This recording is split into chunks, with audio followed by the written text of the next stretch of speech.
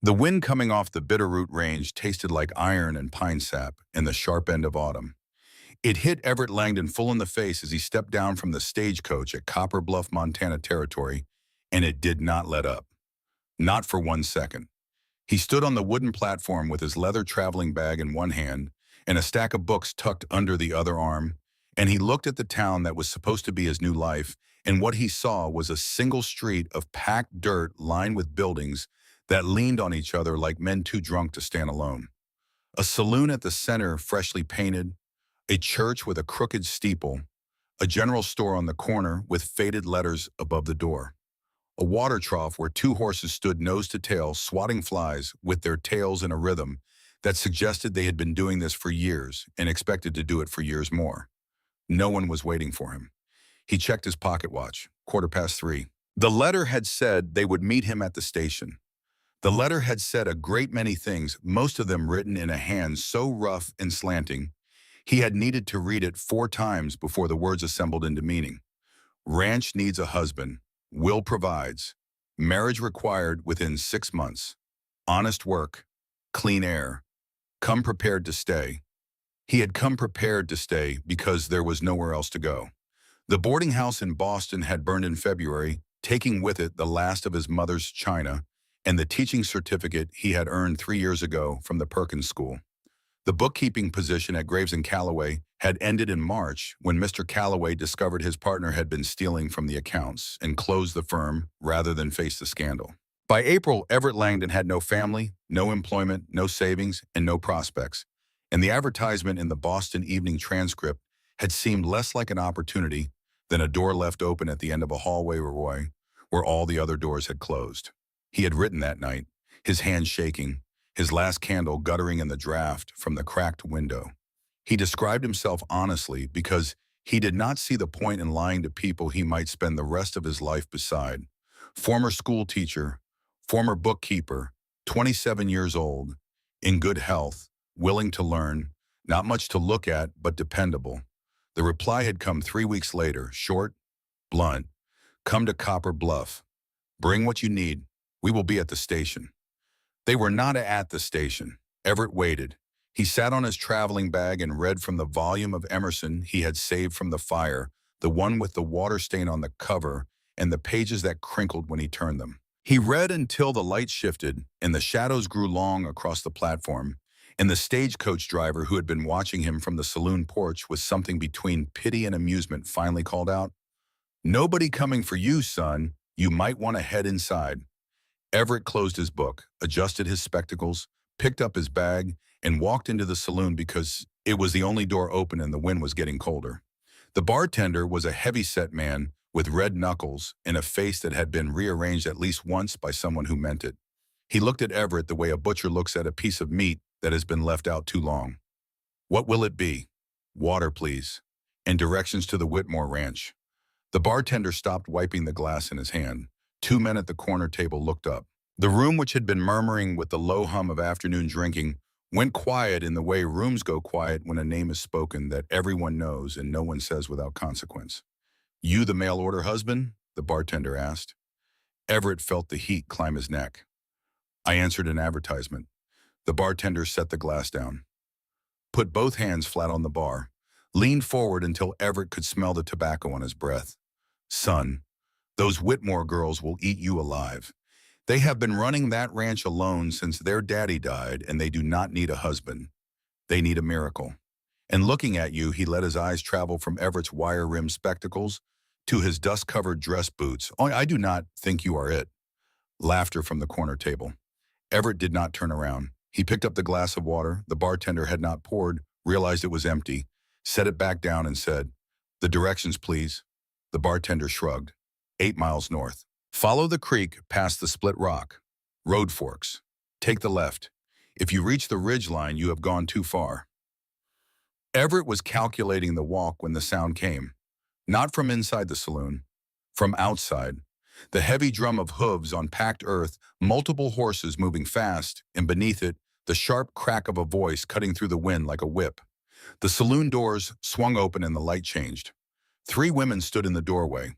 They occupied the space the way mountains occupy a valley by the sheer undeniable fact of being there. The one in front was tallest, 28 or close to it, with a face that had been carved by wind and sun, and the particular kind of sorrow that comes from carrying weight no one else can see. Her hair was dark chestnut thick, and wild, pulled back with a leather cord that was losing the fight against the wind. Her eyes were gray-blue and sharp as creek ice, and they found Everett with the speed and precision of a hawk marking prey. She wore men's work pants and a cotton shirt the color of bleached sage sleeves rolled to the elbows, revealing forearms that were brown and corded with lean muscle. A wide leather belt with an iron buckle, boots that had been resoled twice and were holding on for a third attempt. Her hands were at her sides, and even at rest, they looked like hands that knew how to grip a fence post and a rifle with equal authority. Behind her and to the right stood a woman 2 or 3 years younger, built like a coiled spring. Her hair was auburn red, bright as a lit match against the dim saloon, and her eyes were green and full of a fire that looked permanent. A revolver sat on her hip like it had grown there. She crossed her arms and looked at Everett, and did not bother to hide the disappointment on her face. Behind and to the left stood the youngest. 20 at most, slight and fair, with honey blonde hair braided over one shoulder and warm brown eyes that held something the other two did not. Kindness, or at least the willingness to wait before passing judgment.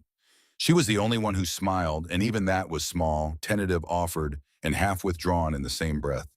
The tall one spoke first. Her voice was low and level, and carried the weight of someone who had stopped expecting good news a long time ago. "You are Langdon." It was not a question. Everett nodded anyway. The red-haired one let out a sound that lived somewhere between a laugh and a curse. This is what we are working with, Briar, the youngest said softly.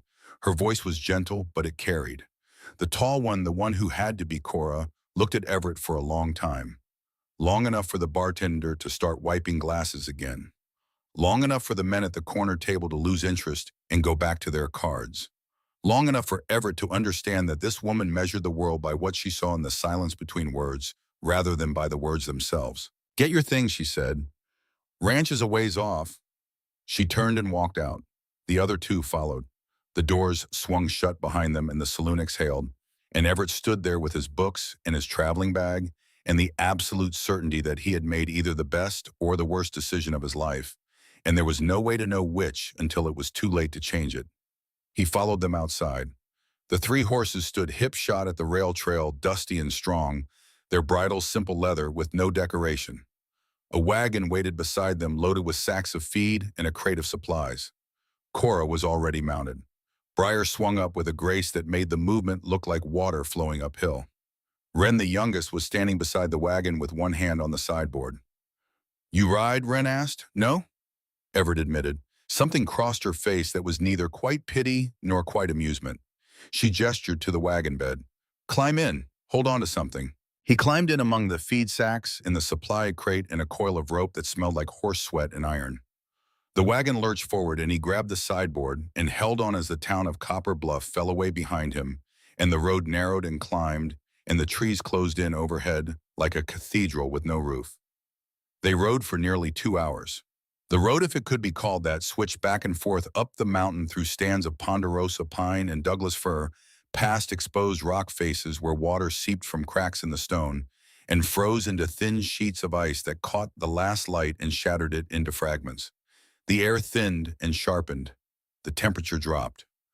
Everett pulled his wool coat tighter and felt the cold find every seam. The 3 sisters rode ahead in a loose formation, Cora at the center, Briar on the right, scanning the tree line with the constant vigilance of someone who knew what lived in these mountains and did not take it lightly. Wren on the left with her horse picking its way carefully over the rocks. They spoke to each other in the shorthand of people who have lived together so long that words are mostly unnecessary. A glance, a nod, a hand signal. The language of shared labor and shared grief and the daily accumulation of survival. Everett watched them and felt something he had not expected. Awe. The simple, humbling awe of watching people do a thing they were born to do with an ease that made it look like breathing.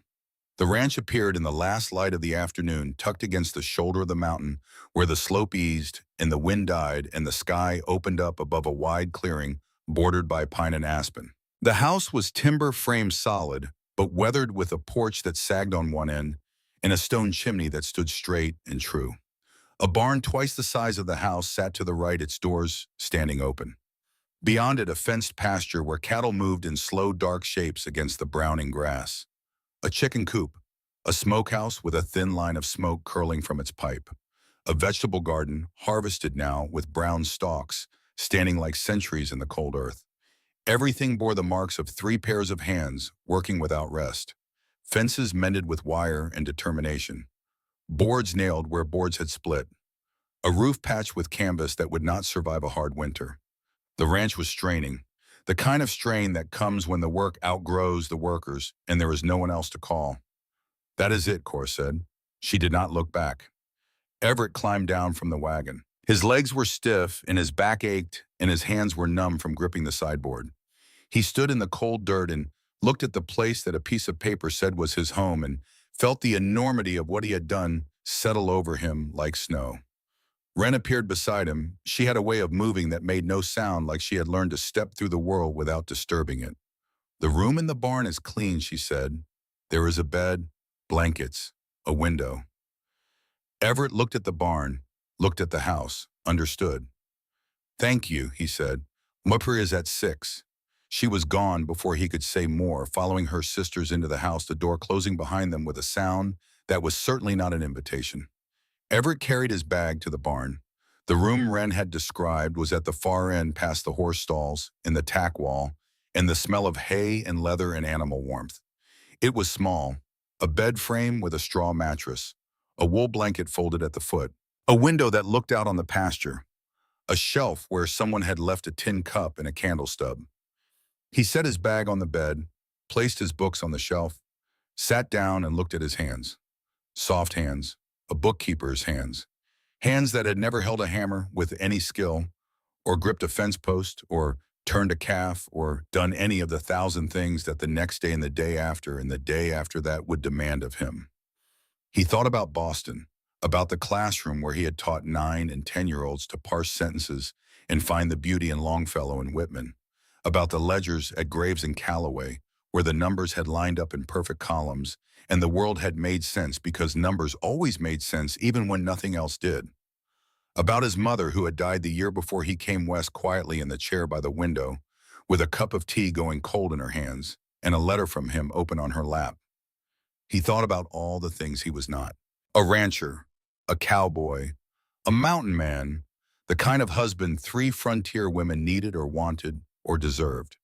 Then he stood up, washed his face in the water trough, combed his hair, straightened his spectacles, and walked to the house for supper because it was 6 o'clock and he had said he would be there, and Everett Langdon was a man who kept his word even when his word was the only thing he had left.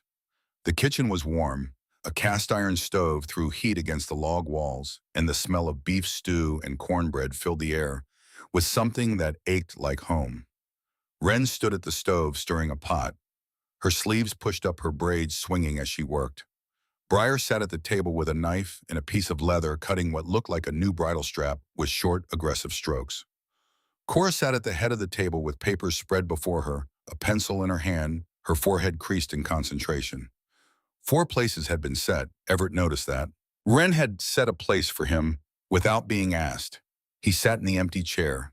No one spoke. Wren served the stew. It was thick and rich and peppered with wild onion and root vegetables, and Everett ate 2 bowls before he realized he had not tasted food this good since his mother was alive. "This is excellent," he said. Briar looked up from her leather work, said nothing, went back to cutting. Cora did not look up at all. Wren said, "Thank you." Then she sat down and ate her own portion in small, careful bites, and the silence settled over the table like a 5th presence, heavy and watchful. After supper, Cora pushed back from the table and looked at Everett for the first time since they had arrived. "I need to tell you how this works," she said.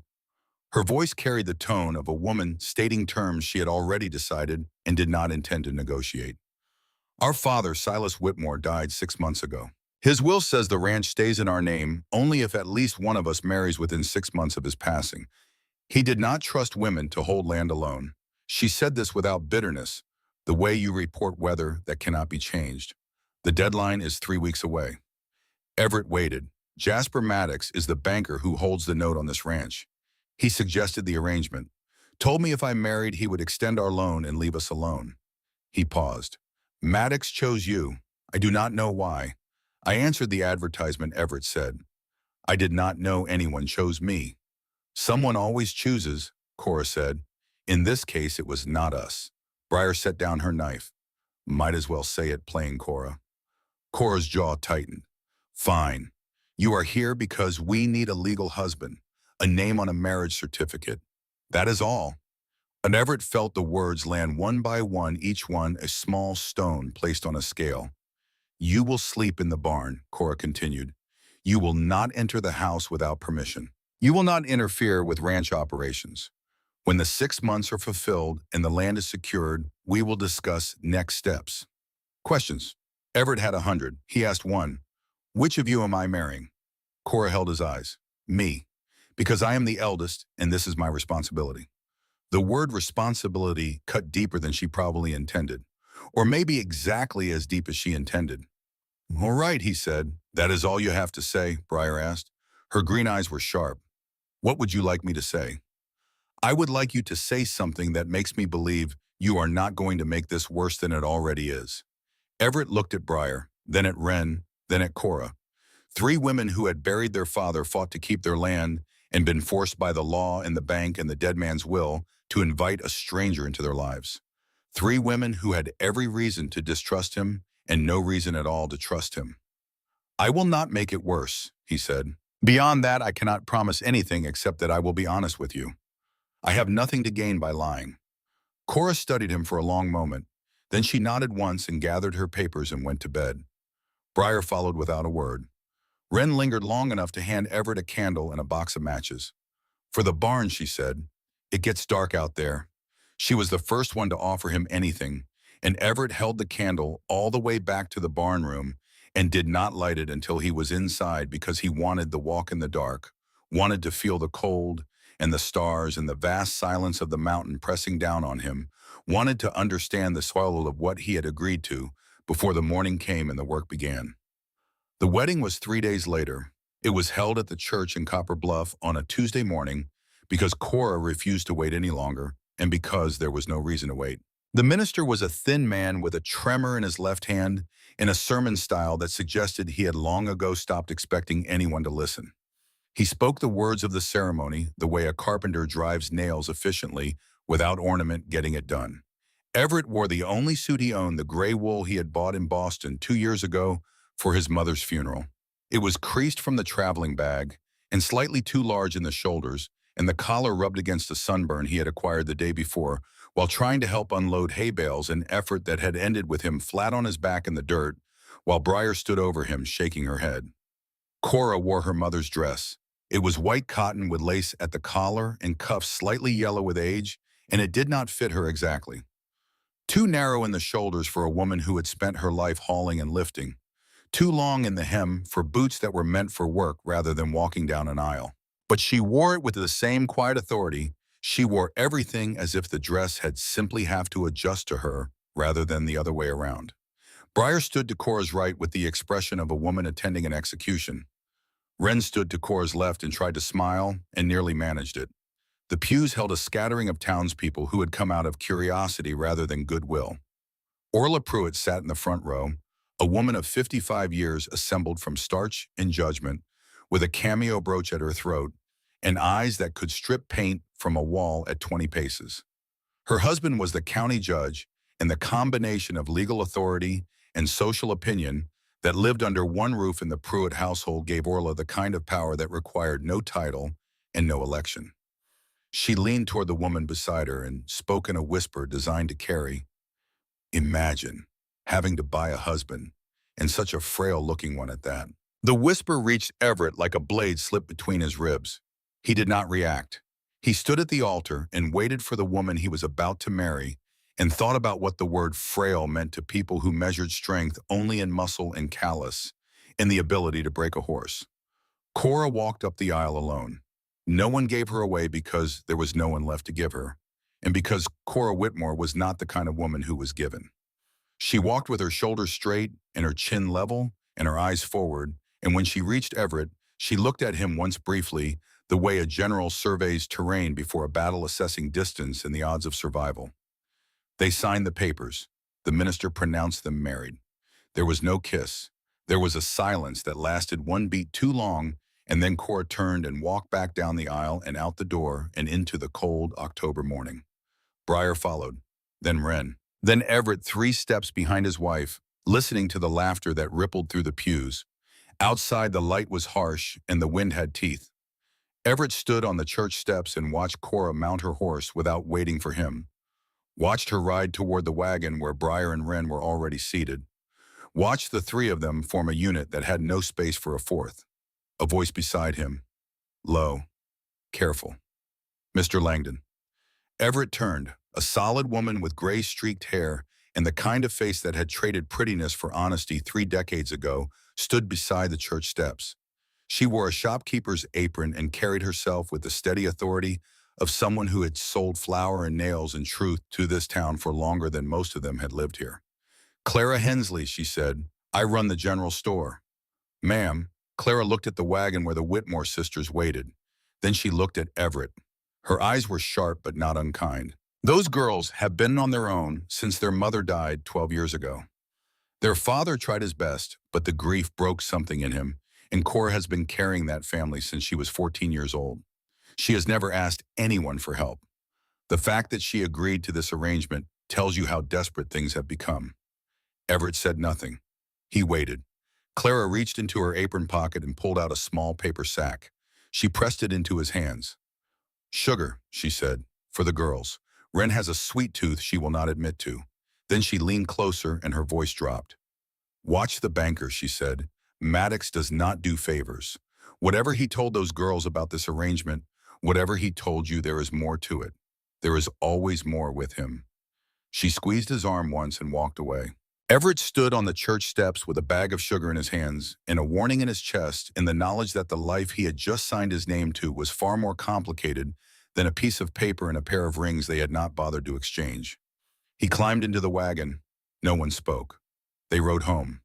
The first week was a study in failure. Everett could not ride a horse. He attempted it on the second morning and was thrown before the animal cleared the corral. He landed on his back in the mud and lay there looking at the sky while the horse trotted back to the fence and looked at him with what he was fairly certain was contempt. Briar, who had been watching from the barn door, did not laugh. She did something worse. She shook her head slowly and walked away.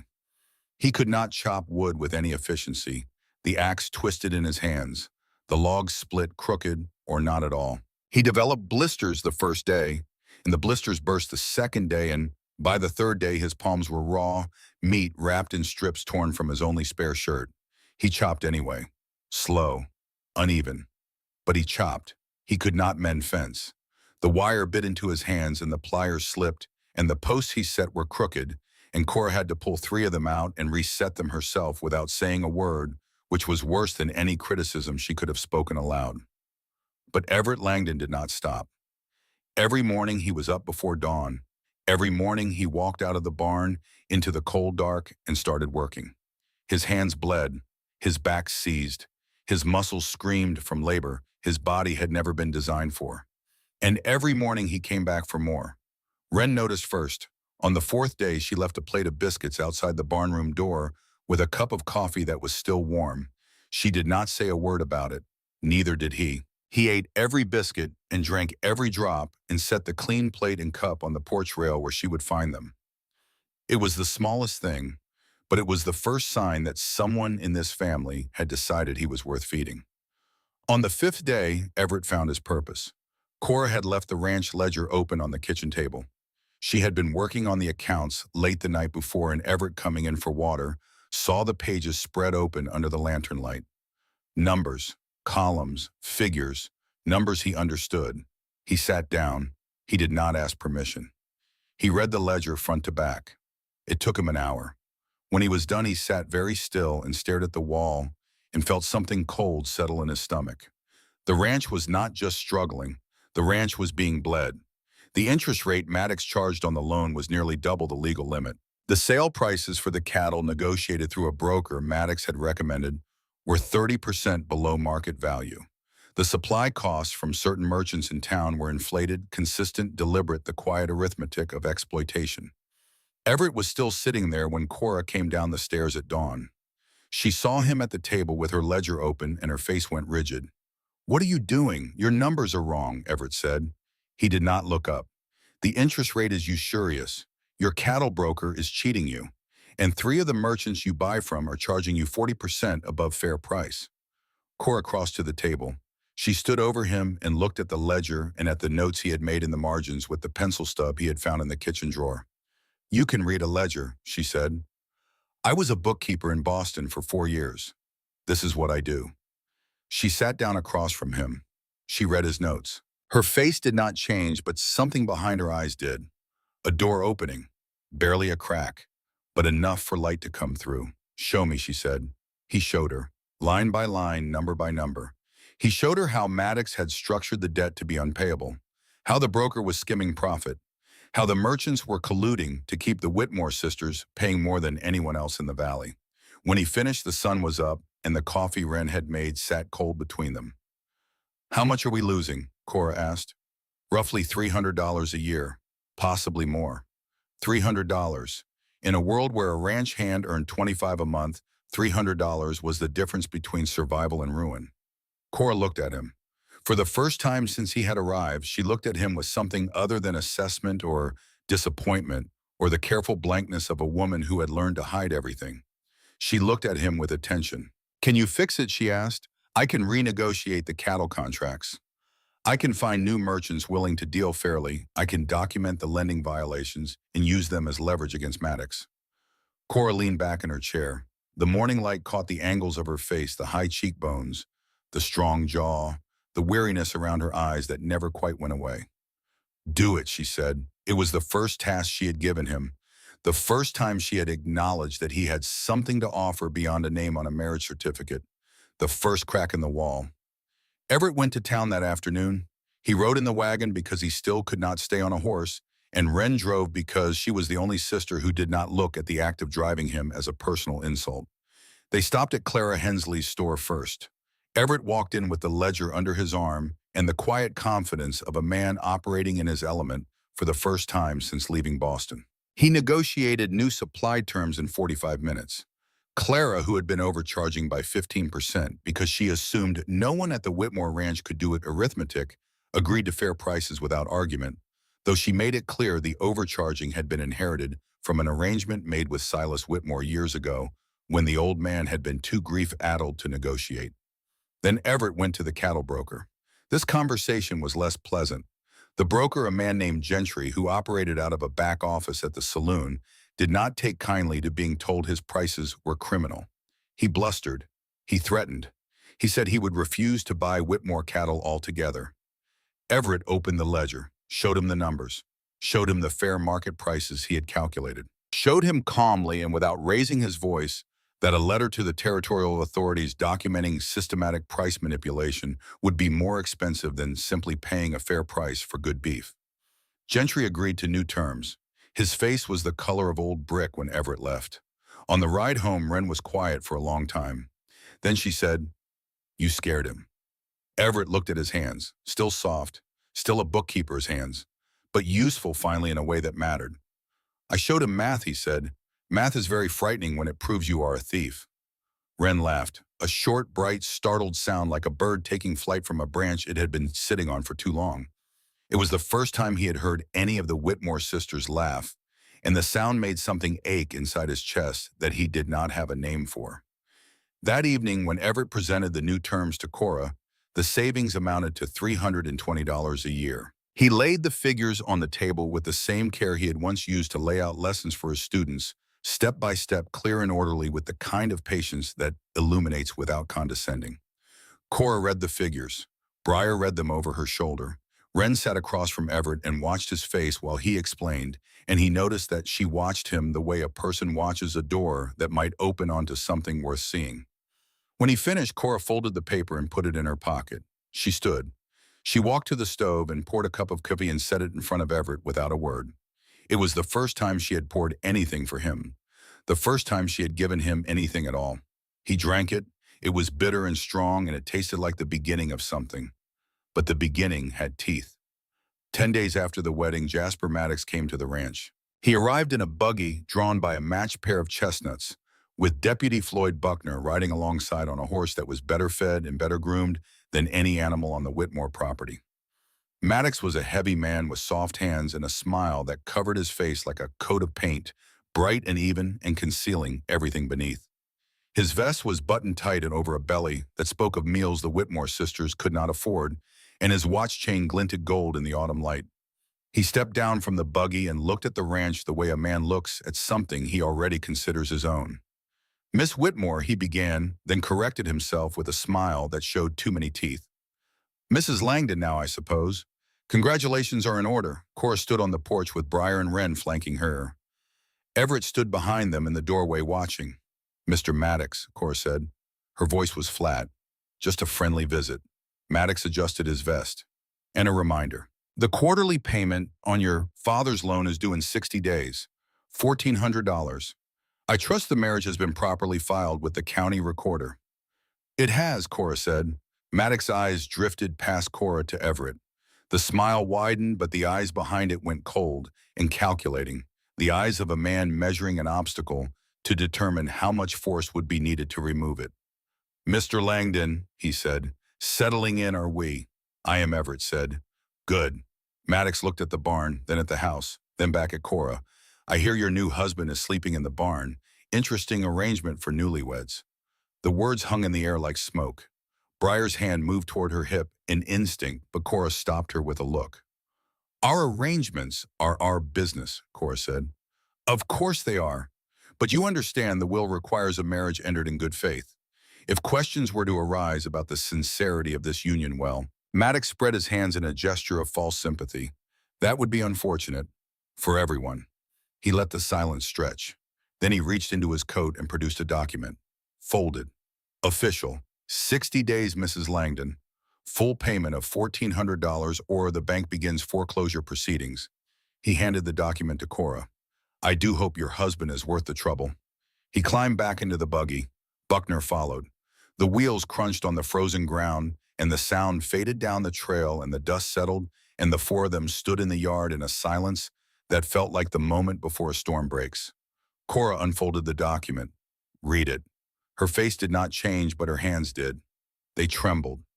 Just once. Just enough for Everett to see. Briar stepped forward. "What does it say?" Cora handed her the paper. "Full payment, $1,400 in 60 days. They did not have $1,400. They did not have a quarter of that. Everett knew this because he had seen the ledger, and the ledger did not lie. Briar swore. Wren pressed her hands to her mouth. Cora stood very still and stared at the road where Maddox's buggy had disappeared. That night, Everett did not sleep. He sat in the barn room with a candle and the copies he had made of every financial document on the ranch, and he went through them, line by line, looking for the thing he knew was there, because men like Maddox always left a trail. He found it at 2 in the morning. A clause buried in the loan agreement written in language dense enough to hide in. If the marriage is annulled or dissolved within 5 years, the debt reverts to the borrower at double the original principal plus accumulated interest. Maddox had not arranged this marriage to help the Whitmore sisters keep their land. He had arranged it to fail. To create a marriage so strange, so unlikely, so vulnerable to challenge that he could tear it apart at his convenience and claim the ranch for twice what it was worth. Everett stared at the clause. Then he looked out the barn window at the house where 3 women who had fought for everything they had were sleeping, unaware that the man who held their debt had built a trap beneath their feet. He made a decision in that moment. Sitting in the barn on a straw mattress with a candle guttering and his hands full of paper, Everett Langdon decided he was not going to let it happen. He did not know yet how to stop it. He did not know what weapons a bookkeeper could bring to a fight against a banker with money and power and the law on his side. But he knew numbers. He knew patterns. He knew how to read the spaces between the words where the truth hid. And he knew with a certainty that surprised him that the 3 women in that house were worth fighting for. Because of the plate of biscuits left outside his door. Because of a cup of coffee poured without a word. Because of the sound of Wren laughing in a wagon and the steel in Cora's voice when she said, "Do it." and the grudging silence in Briar's eyes when she watched him chop wood with bloody hands and come back for more. Because somewhere in the last 10 days, Everett Langdon had stopped being a stranger occupying a barn room and had started becoming something he did not yet have a name for. Something that felt for the first time in a very long time like belonging. He blew out the candle, lay back on the straw mattress, and in the dark with the mountain wind pressing against the barn walls and the horses shifting in their stalls, in the vast silence of Montana settling over everything, he began to plan. Winter came to the Bitterroot country the way grief comes to people who think they have already survived the worst of it. Slowly at first, a frost here, a frozen puddle there. The creek running slower each morning until the edges turned to glass and the water beneath it moved dark and reluctant. Then all at once, a wall of white descending from the peaks, burying the trails and the fences, and the world beneath, a silence so deep it felt like the earth had forgotten how to breathe. Everett learned winter the way he learned everything on the Whitmore Ranch, by doing it wrong first and then doing it again. Wren taught him the stove. She stood beside him in the kitchen at 4 in the morning while he fumbled with the flue and the damper and the precise arrangement of kindling that meant the difference between warmth and a room full of smoke. She showed him which draft to close when the wind shifted north and which to crack open at dawn, and how to listen to the chimney for the low moan that meant the pressure was changing and the fire needed tending. She showed him with her hands adjusting his grip on the poker, repositioning the logs, and when he finally got it right on the third morning, and the stove caught and held, and the heat spread through the kitchen like a living thing, she smiled and said nothing, and poured him coffee, and that was enough. Briar taught him the axe. This was less gentle. She stood in the yard with her arms crossed and watched him swing and miss and swing and split crooked and swing and nearly take off his own foot. And she said things like, "You are going to kill yourself, and that log has a family. Please stop torturing it, and I have seen newborn calves with better coordination." But she did not leave. She stood there in the cold and watched, and when he finally split a log clean down the center, straight and true, the two halves falling away with the sweet crack of well-cut wood, she gave a single nod that contained more approval than a standing ovation. Cora taught him nothing directly. Cora observed. She watched from the porch or the barn door or the kitchen window, and Everett could feel her eyes on him the way you feel sunlight on the back of your neck. She did not praise and she did not criticize. She simply watched, and Everett understood that this was her way of measuring him against a standard she had not yet defined, because she was still deciding whether to trust him enough to need anything from him at all. The storm came on the third week of November, on a night when the stars vanished behind a wall of cloud that rolled down from the peaks like smoke from a burning house.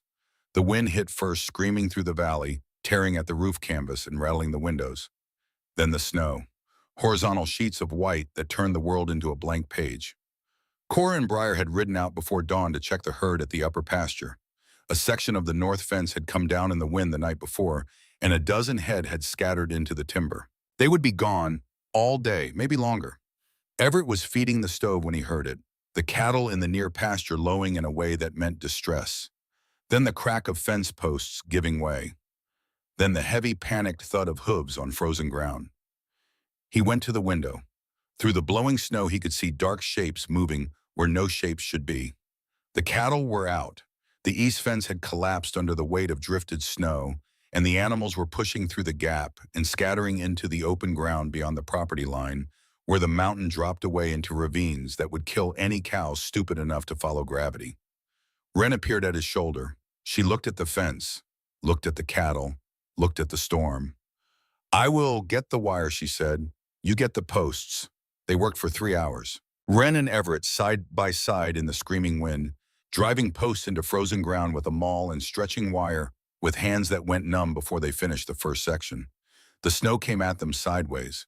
The wind knocked Everett flat twice. His spectacles fogged and froze, and he tore them off and worked half blind, feeling for the wire with fingers that had lost all sensation. Wren was extraordinary. She moved through the storm like she had been born in one, her small frame bent against the wind, but never broken her hands working the wire with a speed and surety that came from a lifetime of doing exactly this. She did not complain. She did not slow. She held the lantern when Everett needed light, and she held the wire when he needed tension. and she held him upright when the wind hit him broadside and tried to take him off his feet. At one point deep in the third hour, when the cold had settled so deep in his bones that he could not tell where his body ended and the storm began, Everett looked at Wren.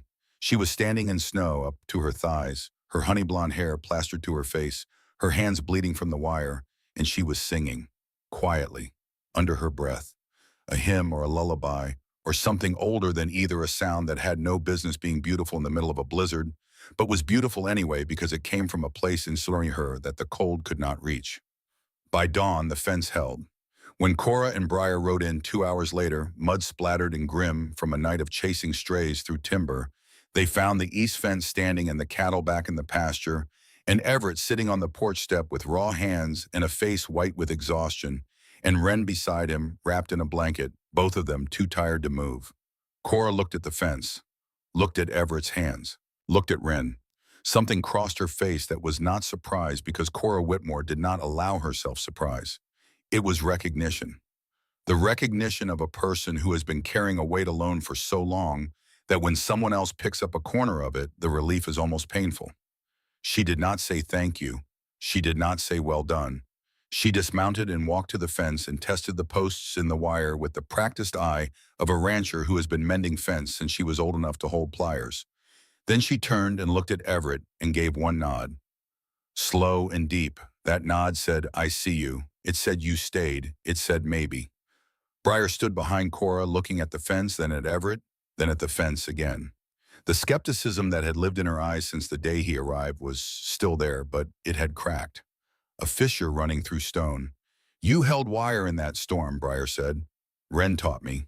Briar looked at her younger sister with an expression Everett had not seen before. Pride. The recognition that Wren, the quiet one, the gentle one, the sister they both protected, had done something neither of them had been there to do. That evening, Briar brought Everett a cup of coffee in the barn. She set it on the shelf beside his books and stood there for a moment, arms crossed. "The fence looks good," she said, "for a bookkeeper." Then she left, and Everett sat on his narrow bed and drank the coffee and understood that something had shifted. The way tectonic plates shift, deep and slow and permanent. The days after the storm were the quietest Everett had known since arriving. A hush settled over the ranch, thick as the snow itself. The world contracted to the house and the barn and the short walk between them. Wren's hands peeled from the wirework, and Everett wrapped them in salve and clean cloth each morning, sitting across from her at the kitchen table, working carefully because her hands were small and the cuts were deep. She watched his face while he worked, and he felt her watching, but did not look up, because looking up would have meant acknowledging something that neither of them was ready to name. One evening, while Briar oiled tack in the barn and Wren read by the stove, Cora sat on the porch alone. Everett saw her through the kitchen window. She had her mother's handkerchief in her lap, the one with the embroidered edges that she kept in her pocket and never showed anyone, and her head was bowed and her shoulders were shaking. He did not go to her. He understood by now that Cora carried her grief privately fiercely, and that approaching her in a vulnerable moment was more likely to build walls than breach them. Instead, the next morning, he fixed the kitchen door. The one that had been sticking for weeks. The one Cora had complained about twice in passing and then stopped mentioning because complaining about things she could not fix was a luxury she did not allow herself. He fixed it with a plane and a screwdriver and 15 minutes of quiet work before anyone else was awake. When Cora came downstairs and opened the door and felt it glide smooth and silent on its hinges, she paused. She looked at the door, then she looked toward the barn. She said nothing. But that afternoon there was an extra blanket folded on the shelf in his barn room, and the coffee she poured him that evening was served in the good cup, the one with no chips, the one she kept for company that never came. The romance between them grew the way winter grass grows beneath snow, invisible, patient, waiting for the right conditions to break through. Everett noticed things about Cora that he kept to himself. He noticed the way she checked the cattle before checking on herself, always without exception. He noticed the way she cut her own food last at every meal, making sure her sisters had enough before she took a bite. He noticed the calluses on her hands and the thin scar on her forearm from a fall years ago, and the way her hair caught the firelight at supper and turned from chestnut to copper to something he did not have a word for. He noticed that she never sat down first, never rested before everyone else, never allowed herself a single moment of weakness where anyone could see. The weight of 14 years of being mother and father and ranch foreman, and the only wall between her sisters and the world was enormous, and Everett could see that weight in the curve of her shoulders when she thought no one was looking. One night after Briar and Wren had gone to bed, Cora sat at the kitchen table with the ranch book spread before her. She had been working on the accounts with the new figures Everett had calculated, and the numbers were better. Now not good, but better. And the difference between surviving and not had narrowed to a margin that a careful person might just navigate. Everett came in from the barn to refill the water pitcher. He paused by the table. The candle threw shadows across Cora's face, and he saw that her eyes were not on the numbers. They were unfocused, distant. She was somewhere else entirely. "You should sleep," he said. She blinked, came back from wherever she had been. "I will. In a minute." He sat down across from her. She did not tell him to leave. This was new. This was progress measured in inches. "My mother died when Wren was 6, Cora said. The words came without preamble, as if they had been waiting at the front of her mind for days and had simply chosen this moment to walk out. She was sick for a long time. Fever that came and went. Papa could not afford a doctor who knew anything. By the end, she was so thin, I could see the bones in her hands when she held mine. She looked at the candle flame. I was 14. I stood at the foot of her bed and promised her I would take care of them. Briar and Wren. I promised I would not let anything happen to them. She closed her eyes briefly. I have never been able to stop since. I do not know how to be tired out loud. I do not know how to let someone carry any of it, because the last time someone else was supposed to carry it, they died. The silence after her words was full of 14 years of carrying everything alone and never being asked how she felt about it. Everett said, "You do not have to be strong every moment." With who? She looked at him, and for the first time there was something raw in her gray-blue eyes, something unguarded. "With you, you will be here. How long?" "Everett, until the land is secure, until the debt is paid, until you find somewhere better." He did not answer with words. He reached across this table and placed his hand over hers, gently, the way you offer a lamp to someone standing in the dark. She did not pull away. They sat like that for a long time in the candlelight, while the fire burned low in the stove, and the wind whispered against the walls, and the mountain held its breath around them. The touch said everything that language was too small to hold. When Cora finally stood and went upstairs, she paused at the foot of the staircase and said without turning around, "Good night, Everett." It was the first time she had said his name like it belonged to someone she intended to remember. The discovery came on a Tuesday. Wren had been going through their father's desk, sorting papers that had been untouched since Silas Whitmore's death. Most of it was routine: land deeds, crop records, bills of sale, feed receipts, the meticulous but disorganized paperwork of a man who kept everything and filed nothing. At the bottom of the last drawer beneath a layer of old newspapers and a tobacco tin filled with nails, Wren found a letter, sealed, addressed to Silas Whitmore in handwriting and she did not recognize. She opened it carefully and read it twice, and then she carried it across the yard to the barn where Everett was oiling tack. Her face was white. "You need to see this," she said. Everett took the letter. It was dated 3 months before Silas Whitmore's death. The handwriting was precise and slightly ornate, the penmanship of a man who had been taught that appearance mattered more than substance. The letterhead read, "Copper Bluff Savings and Trust, Jasper Maddox, Director." The letter was short. It offered to purchase the Whitmore Ranch for $400, roughly 1/4 of its market value. The language was polite. The subtext was not. If Silas declined, the letter continued, the bank would be forced to reconsider the terms of his existing loan, potentially calling the note in full, which would result in foreclosure. A regrettable outcome for all involved, Maddox had written. But business is business. Everett read the letter 3 times. Then he folded it carefully and placed it inside the ledger he kept in his room. He told no one. The letter was a weapon, but weapons are only useful when deployed at the right moment. Used too soon, it would alert Maddox and give him time to prepare. Used too late, it would not matter. Everett added it to the growing file of evidence he had been assembling since his first night in the barn room. The usurious interest rates, the manipulated cattle prices, the hidden clause about the marriage, and now this, a direct threat to a dying man 3 months before his death. The picture was becoming clear. Maddox wanted the land. Silas had refused to sell. Maddox had waited for the old man to dish on and then manufactured a situation designed to fail. He had pushed three desperate women into accepting a stranger as a husband, knowing the marriage would be fragile, knowing it could be challenged, and knowing that when it collapsed, he would be standing there with foreclosure papers in one hand and a deed of sale in the other. He told Cora that evening, all of it, the letter, the inflated interest, the cattle fraud, the hidden clause about the marriage, the pattern he had assembled from weeks of careful reading, and the kind of attention to detail that only a man trained to find discrepancies in ledgers could bring to bear. Cora listened without interrupting. Briar stood in the doorway with her arms crossed, her face growing darker with every word. Wren sat at the table with her hands folded, her brown eyes moving from Everett's face to the papers he spread before them. When he finished, the kitchen was very quiet. Cora spoke first. He killed my father. She did not mean it literally, but the pressure Maddox had applied to Silas Whitmore in his final months, the threats, the manipulation, the slow tightening of a financial noose around a man already weakened by grief and illness, that was its own kind of killing. Briar's hand moved to her hip where the revolver usually sat. I will ride to his office tonight, she said. Her voice was low and even and absolutely certain. No, Cora said. If you threaten him, you give him exactly what he needs. An excuse. A reason to call in the deputy and have us removed by force. She looked at Everett. Is this enough to beat him? Everett gathered the papers. Not yet. This is leverage, not proof.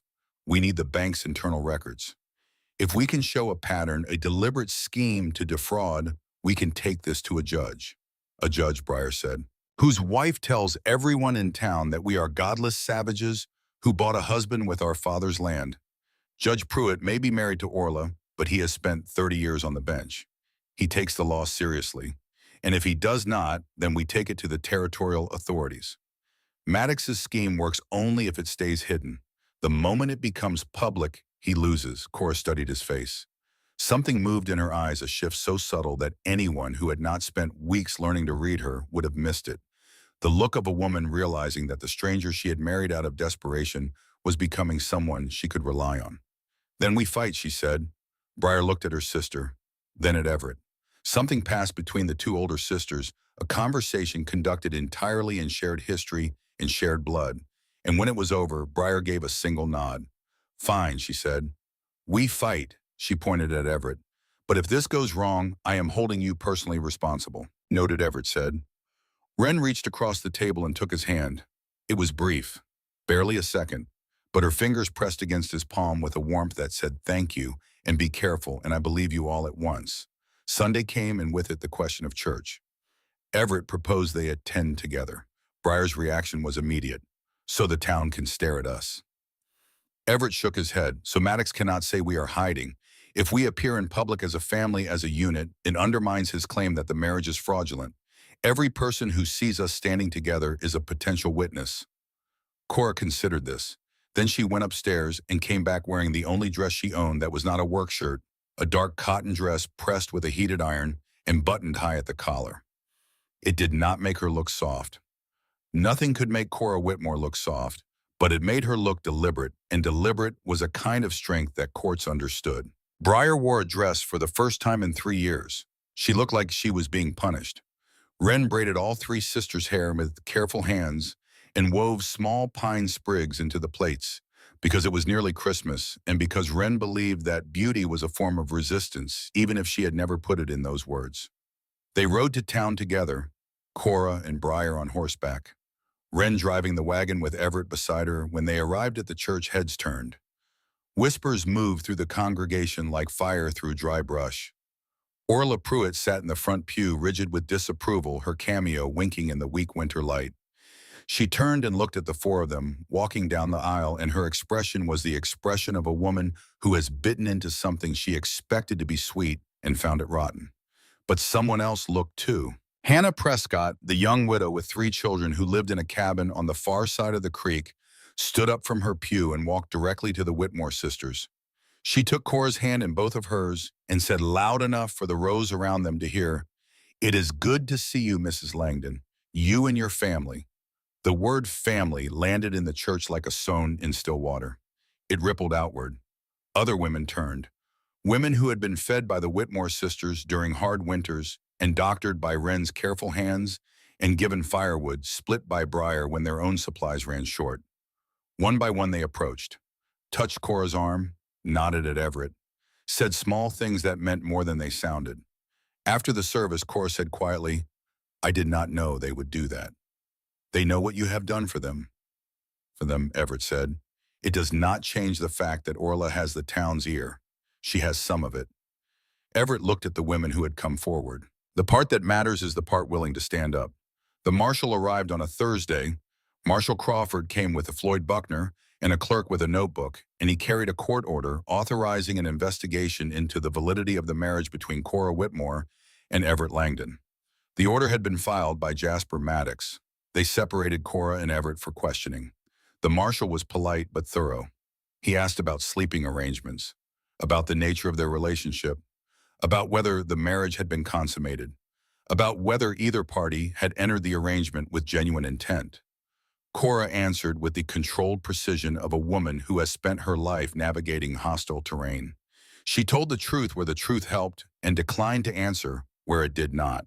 She was stone and steel, and the marshal left her questioning and no more informed than when he started. But it was Briar who provided the moment no one expected. When the marshal reached Briar, he expected hostility. What he got was something else entirely. "He is stupid," Briar said. She sat in the kitchen chair with her arms crossed and her green eyes fixed on the marshal with an intensity that made the clerk stop writing and look up. "He is weak. He cannot ride a horse without falling off. He cannot swing an axe without nearly killing himself. He is the least useful man I have ever met on a working ranch." The marshal waited. Briar leaned forward. "But he is here every morning, before dawn, with his hands cracked and bleeding, doing work that his body was never built for because we need it done and there is no one else. He sat in a blizzard holding wire until his fingers turned white because our cattle were loose, and he did not know how to help any other way except to stand there and hold on and refuse to let go." Her voice changed. The hardness did not leave it, but something else entered it. The beginning of respect spoken aloud for the first time. He does not complain. He does not ask for thanks. He does not ask for anything. He just shows up. Every single day he shows up. And if that is not commitment, I do not know what commitment looks like, and neither does anyone in this town. The marshal looked at his clerk. The clerk had stopped writing and was staring at Briar. That was the moment. The most skeptical member of the Whitmore family standing in defense of the man she had spent weeks doubting, and the fact that it came from Briar gave it a weight that no amount of prepared testimony could have carried. The marshal left without a conclusion. He would file his report, and the court would decide. But something had shifted. Even Crawford seemed uncertain of his own investigation. Market day brought the confrontation Everett had been dreading and the one he needed. The four of them rode to Copper Bluff together. Cora and Briar to sell eggs and jerky. Wren to pick up supplies from Clara's store. Everett to file a formal complaint about the loan terms with the Territorial Recording Office. They were loading the wagon outside Clara's store when Dalton Hogue appeared. He was a thick-necked man with sun-cracked skin and the particular swagger of someone who has never been challenged and sees no reason to expect it. Two men flanked him, the same loose collection of malice and boredom that always gathered around men like Dalton in small towns where entertainment was scarce and cruelty was free. "Well now," Dalton said, "the Whitmore girls and their pet bookkeeper. Tell me, Langdon, how does it feel being married to a woman who can outride you, outshoot you, and probably outthink you?" Everett said nothing. He continued loading feed sacks into the wagon. Dalton stepped closer. "The whole town wants to know, which one of them actually wears the pants?" He laughed at his own joke. His friends laughed with him. Cora's jaw tightened. Briar's hand moved to her hip, but before either of them could speak, Dalton turned his attention to Wren. Wren, who was standing near the wagon wheel with a sack of flour in her arms. Wren, the youngest, the smallest, the one who smiled when no one else did. Wren, who had stood in a blizzard and held a lantern and sung a hymn while her hands bled. "Now this one here," Dalton said, and his voice dropped to something intimate and deliberate and aimed. "This one is the quiet type. Bet she is the easiest to handle. Probably all you need to do is ask nice and she will." Everett moved. It was controlled, precise. The movement of a man who had never been in a fight but who had decided in the space between one heartbeat and the next that this particular line would not be crossed. He stepped forward and caught Dalton's collar with both hands and pulled the larger man down to his eye level and held him there.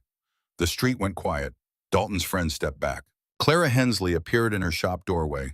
Hannah Prescott stopped mid-stride on the boardwalk with her youngest child on her hip. Everett spoke. His voice was low and steady and carried a cold clarity that no one in Copper Bluff had ever heard from the quiet man with the wire-rimmed spectacles and the Eastern boots. Say one more word about anyone in my family. One word. And I will take every piece of financial evidence I have collected about every man in this town who has cheated these women. Every inflated price, every rigged contract, every backroom deal, and I will publish it in every newspaper between here and Helena. Every lie, every theft, every dollar stolen from 3 women who had no one to protect them. He held Dalton's collar tighter. His knuckles were white. And then I will file formal complaints with the territorial prosecutor. And when they come to investigate, I will hand them a ledger full of names. Your name will be on it, Mr. Hogue. So will your friends. Dalton's face had gone from red to white because Dalton Hogue had been one of the merchants overcharging the Whitmore Ranch, and the look in Everett's eyes told him the bookkeeper knew exactly how much and for how long. Everett released him. Dalton stumbled backward. His friends caught him. None of them spoke. Behind Everett, 3 women stood in a line. Briar with her hand on her hip and an expression that had moved past skepticism into something closer to admiration. Wren with tears in her eyes and flour dust on her dress. And Cora. Cora looked at Everett with those gray-blue eyes that had assessed him the first day. But the measurement had changed. The calculation had shifted. She was looking at him the way a woman looks at a man she has underestimated, with the slow, devastating recognition that the person standing in front of her is more than she thought. They rode home in silence, but it was a different silence. The silence of people who have crossed a line together and know the landscape on the other side is new. That evening, Wren moved Everett's things from the barn to the house. She did it without asking permission from Cora or Briar. She simply carried his books in his traveling bag, in his candle, in his blanket, to the small room off the kitchen that had been used for storage, and she cleared the space and made the bed and placed his volume of Emerson on the shelf beside the window where the morning light would catch it. When Cora saw what Wren had done, she opened her mouth to speak and then closed it. "It is too cold in the barn," Wren said simply. "He will freeze." Briar, leaning against the doorframe, said, "If he freezes, we lose our accountant, and he is the only one who knows where all the evidence is." It was as close to an endorsement as Briar would ever give. Cora said nothing. She turned and walked to the stove and poured a cup of coffee and set it on the shelf in Everett's new room. The good cup, the one with no chips. His first night in the house, Everett lay in the narrow bed and listened to the sounds of the building that was no longer just shelter, but was becoming home. The creak of the floorboards above where Cora walked. The murmur of Briar talking to herself as she cleaned her revolver. The soft turning of pages where Wren read by candlelight. The pop of the stove settling. The wind outside distant, now separated from him by walls and warmth, and the presence of 3 women who had begun slowly and without ceremony to let him in. Somewhere in the dark, a door opened. Footsteps on the stairs. Cora passed his room on her way to the kitchen. She paused by his doorway. "Good night, Everett," she said. "Good night, Cora." She moved on. He heard her fill a glass of water, heard her stand at the kitchen window for a long time looking out at the dark. Then her footsteps on the stairs again, and the soft click of her bedroom door. He did not sleep for a long time. From the awareness that he was lying in a house full of people who were beginning to matter to him in ways he had not expected. And from the knowledge that the fight ahead would test all of them, and that losing was not something any of them could afford. 2 days later, Clara Hensley rode to the ranch at sunset, her mule laboring through the snow, her face red from the cold and tight with urgency. She dismounted in the yard and did not bother with greetings. "It is worse than we thought," she said. "Maddox is not just after your land. He has done this before. At least 3 times. 3 families in this valley in the last 7 years." They stood in the yard, all 5 of them, Clara and the 4 Whitmores, while the last light turned the snow to gold and the temperature dropped, and the words Clara spoke turned the gold to iron. "The Prescott Ranch," she said. "Young Tom Prescott died of fever 2 winters ago. Maddox called the note 3 months later. Hannah lost everything, She is in that cabin on the creek because Maddox took her house. Briar's face darkened. The Stanton homestead on the ridge. Maddox structured a loan the same way hidden clauses inflated interest. They defaulted. He took the property and sold it to the railroad surveyor for 5 times what he paid. And the third, Clara's voice dropped. A family named Stokes. Marnie Stokes came to Doc Whitfield's office in the middle of the night 2 years ago. She had been beaten. She said Maddox had attacked her when she refused to sign over the deed. She said he told her no one leaves. The yard was silent. The wind moved through the pines. Doc helped her escape, Clara continued. Put her on a freight wagon before dawn. He has never told anyone because he was afraid of what Maddox would do. Everett spoke. Will he tell someone now? Clara looked at him. I think he might. If someone gives him a reason to be brave. Everett looked at Cora. She met his eyes. And in that exchange, a decision was made that did not need words. They were going to bring Maddox down. For the Prescotts. For the Stantons. For Marnie Stokes. For every person this man had crushed with money and fear and the silence of a town too afraid to speak. That night, Everett sat at the kitchen table and organized every piece of evidence he had collected. Cora sat across from him. Her presence was steady and warm, and it anchored him in a way he had not known he needed. Briar brought coffee. Wren brought a blanket for Cora's shoulders. They worked until midnight, and when they finished, the case was taking shape. A foundation of facts laid one on top of the other, each one small by itself, but together forming something that even a judge married to Orla Pruitt could not ignore. As Cora stood to go upstairs, she paused by Everett's chair. She placed her hand on his shoulder. The weight of it was light, but the meaning was not. Thank you, she said, for seeing what we could not. You were too close to it, Everett said. Sometimes you need someone from the outside to see the pattern. Is that what you are? She asked quietly. Someone from the outside. He looked up at her, at the firelight on her face and the strength in her jaw and the weariness around her eyes that was a little less deep tonight than it had been the night before. I was, he said. I'm not sure what I am now. She held his gaze. Then she went upstairs. And Everett sat alone in the kitchen and felt the place on his shoulder where her hand had been and understood that he was falling in love with a woman who might never let herself fall in love with him, and that he would wait anyway because waiting was what you did when the person you were waiting for was worth every minute of the silence. The next morning brought 2 pieces of news that arrived like thunder. First, a letter from the county clerk. Maddox had filed a formal petition declaring the Whitmore-Langdon marriage fraudulent and requesting the court void the will's marriage provision. The hearing was set for 10 days from the date of filing.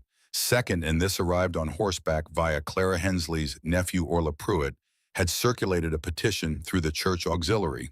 23 signatures from women of the congregation attesting that the marriage between Cora Whitmore and Everett Langdon was a sham, that they lived as strangers, that the children on the property, meaning Briar and Wren, were being raised in an immoral environment. The petition was addressed to Judge Pruitt and had been hand-delivered to his office that morning. Cora read both documents at the kitchen table. Her face went white. Then it went still. The stillness of a woman who has been hit so many times that the flinch reflex has burned away, leaving only the bare mechanism of endurance. Briar slammed her fist on the table. Orla Pruitt has never set foot on this ranch. She does not know us. She does not need to know, Cora said. She needs to believe. And she believes because Maddox feeds her the story, and she carries it to every woman in that church like scripture. Wren was crying, quiet tears that ran down her cheeks and dropped onto the table. The accumulated exhaustion of being judged by people who had never tried to understand them. Everett stood. His voice was calm. We have 10 days, he said. We need a lawyer. We need Doc Whitfield's testimony. We need every ally we have gathered in this town to stand up and be counted. He looked at each of them in turn. We are going to fight. All 4 of us. Together. Briar said with what? With the truth. And with the one thing Maddox did not count on. What is that I am very good at math, and his numbers do not add up? Despite everything, Briar almost smiled. You are the strangest husband any woman has ever had, she said. I will take that as a compliment. It was not one, but it was close, and close was enough. That night, when the house was dark and the fire had burned to embers, Cora knocked on Everett's door. He opened it. She stood in the hallway in her nightgown, with her hair down for the first time since he had known her falling past her shoulders in dark waves, and she looked like a woman who had made a decision and was terrified by it and was going to do it anyway. If we lose, she said, if the court takes the land and Maddox wins and everything falls apart, will you stay? Everett looked at her.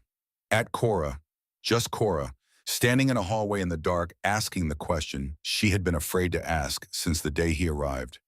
I did not come here for land, he said. I came here because I had nothing. I stayed because I found everything. You and Briar and Wren. The way Wren laughs when she reads something that surprises her. The way Briar pretends she does not care about anyone and then goes out in a storm to check on the horses because she thinks no one is watching. And you, the sound of your voice when you think no one is listening. He stepped into the hallway. I am not leaving Cora. Not if we win, not if we lose, because the place I belong is not a piece of land. It is wherever you are. Cora looked at him for a long time. The moonlight came through the window at the end of the hall and turned her eyes to silver. She took a step forward. He took a step forward. And in the narrow hallway of a ranch house on a Montana mountain, with the wind pressing against the walls and the stars hard and bright above the roof, Cora. Whitmore kissed Everett Langdon for the first time. It was soft and deliberate and unhurried, the kiss of a woman who had forgotten what it felt like to want something for herself and was remembering slowly, carefully, the way you remember a song you heard in childhood and thought you had lost. When they separated, she leaned her forehead against his and closed her eyes. I am scared, she whispered. I know. So am I. Do not leave. Never. She stepped back, looked at him once more. Then she took his hand and led him to her room. The door closed softly behind them. When morning came, everything between them had changed. Outside, the first light of dawn touched the snow on the peaks and turned it to gold. And somewhere in the distance, the sound of a hawk calling in the clear, cold air, and the day that would begin the fight for everything they had built was already counting down. Everett rode to the county seat on the first day. The road south from Copper Bluff dropped through a pass where the wind funneled between granite walls, and Everett hunched low on the horse that Briar had saddled for him, the gentlest animal they own, a mare named Agnes, who moved at a pace that suggested she had nowhere to be and no intention of hurrying. He had learned to ride in the weeks since his arrival, not well, but well enough to stay in the saddle for the 4 hours to Ridgewater, where a young lawyer named Thomas Mitchell kept an office above the feed store. Mitchell was 29 years old with sharp eyes and a reputation for taking cases that no one else would touch. His office smelled of ink and wood shavings. He listened to Everett's case for an hour without interrupting. He read every document. He examined the loan terms, the cattle contracts, the letter Maddox had written to Silas Whitmore, the hidden clause about the marriage. When Everett finished, Mitchell leaned back in his chair and tapped his pencil against the desk. How much can you pay me, he asked. 2 head of cattle, spring delivery. Mitchell studied him. That is not much. It is what we have. The lawyer was quiet for a long moment. Then he opened a fresh notebook. Tell me everything again, he said. From the beginning. Everett told him everything again. When they finished, the sun had moved across the floor and the office was growing cold. If we can prove Maddox manipulated the situation, Mitchell said that he engineered this marriage specifically to create grounds for a later challenge. The court may rule that he is the fraudulent party. The marriage stands. The land stays with your wife. Everett thought of Doc Whitfield. He thought of Clara. He thought of Hannah Prescott and the other women who had come forward at the church. I will get the witnesses, Everett said. Mitchell looked at him the way a man looks at another man when he is deciding whether to believe him. You are not what I expected, Mitchell said. When I heard about the mail order husband the Whitmore girls brought in, I was not what they expected either. Mitchell almost smiled. I charge double for cases I lose. Do not let me lose this one. Everett rode home in the dark. The stars were hard and cold above the pass, and the wind cut through his coat, and he did not care about any of it because inside his chest there was a small, bright flame of hope, and he cupped his hands around it the way you cup your hands around a match in the wind, and rode toward the lights of the ranch where 3 women were waiting for him to come home. He found them in the kitchen, all 3 of them sitting at the table with coffee and the particular quality of stillness that comes over people who are waiting for news and are afraid of what it might be. Cora looked at him. Her eyes searched his face the way a person searches a horizon for weather. We have a lawyer, Everett said. The relief that moved through the room was physical. Briar exhaled. Wren pressed her hands together. Cora closed her eyes for one moment, and when she opened them, they were brighter than before. The next 7 days were the most intensive of Everett's life. He and Mitchell communicated by letter, each message carried by Clara Hensley's nephew on a fast horse. Mitchell filed motions. Everett gathered testimony. He rode to every ally they had and asked them to do the hardest thing most of them had ever been asked to do. Stand up. Speak the truth. Risk the consequences. Doc Whitfield was the most difficult. Everett found the old doctor in his office at the end of Copper Bluff's Main Street, a small room that smelled of carbolic acid and camphor. Whitfield was 62 years old, thin as a fence post, with hands that trembled. He looked at Everett with eyes that were sharp but shadowed. "I know why you are here," Whitfield said. "Then you know what I am going to ask." The doctor turned to the window. Outside, Copper Bluff moved through its daily business. A town that looked ordinary from the outside. A town that Maddox had bent to his will through money and fear and the slow erosion of courage. "Marnie Stokes came to me at 2 in the morning, Whitfield said. His voice was low. Her face was swollen shut on one side. Her left arm was sprained. There were marks on her neck. She said Maddox told her no one leaves. She said she believed he would kill her." Everett waited. "I gave her money. $40. Everything I had. I put her on a freight wagon headed east before dawn. I told no one because I was afraid." He looked at Everett. "Maddox has something on everyone in this town. Debts, secrets, things people have done that they do not want known. He collects them, and he uses them. Will you testify?" Whitfield was quiet for a very long time. The clock on his wall ticked. Then he stood. He walked to his desk. He opened a drawer and pulled out a leather satchel, old and worn. He set it on the desk and opened it. Inside were documents, letters, receipts, medical records, notes written in Whitfield's careful hand, dated and filed and kept for 2 years. "I have been keeping records," Whitfield said. "Everything I saw, everything Marnie told me, and more. Maddox has been using the bank to pressure patients of mine, threatening to call their loans if they do not pay their medical bills through his office, taking a percentage. I have documentation of 7 cases." He closed the satchel and pushed it across the desk. "I was a coward," Whitfield said. "For 2 years I knew what this man was, and I said nothing because I was afraid of losing my practice in the small life I have built in this town." He straightened his back. "I am still afraid. But there is a family in that courtroom that deserves better than my silence." Everett took the satchel. "Thank you," he said. "Do not thank me. I am late. Being brave when you are late is not bravery. It is shame wearing a better coat." But he came. When the day arrived, he came. The night before the hearing, no one slept. Cora sat on the porch in the cold. Everett found her there at midnight, wrapped in a blanket, staring at the stars. He sat beside her. "If we lose," Cora said, "if they take the land, if we lose the land," Everett said, "we lose a piece of ground. We do not lose each other. This is my mother's land, my father's land. Briar was born in that house. Wren took her first steps on that porch. I know. And I know you will fight for every acre of it. But I need you to hear this. Whatever tomorrow brings you will face it with me beside you. And with Briar and Wren. And Clara and Hannah and Doc Whitfield and every person in that town who has finally decided to stop being afraid." Cora leaned into him. He put his arm around her shoulders and held her against the cold, and they sat there until the stars shifted and the first gray light touched the eastern peaks. Then Cora stood, wiped her face, said, "Time to get dressed. We have a hearing to win."